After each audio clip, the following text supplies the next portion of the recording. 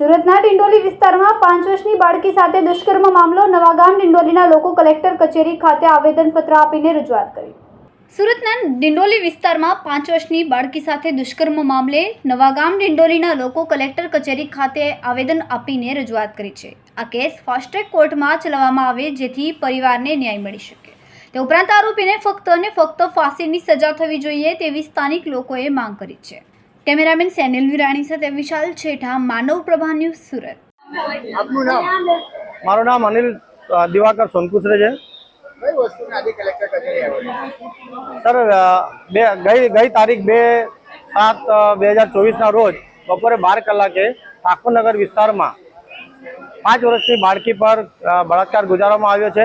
36 વર્ષના એ નરાધમે બહુ ક્રૂરતાપૂર્વક એની સાથે બળાત્કાર કર્યો છે।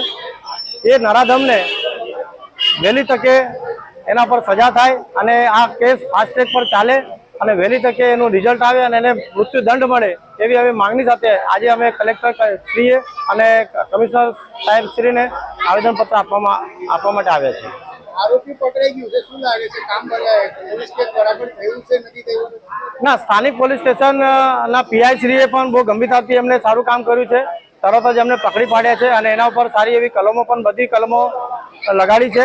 પણ અમે ન્યાયાલયથી અમે માંગણી છે કે પોલીસ પ્રશાસન તો સારું કામ કરે જ છે પણ ન્યાયાલય સાથે પાછળ અમારી એવી જ માંગણી છે કે એ વહેલી તકે આ નરાધમને ફાંસીની સજા ફટકારે। એના આગળ નહીં મળતું ફાંસીની સજા, તેની આગળ શું કદમ રહેશે તમારું? જો એને ફાંસીની સજા નહીં મળે તો અમે ઉગ્ર આંદોલન કરીશું।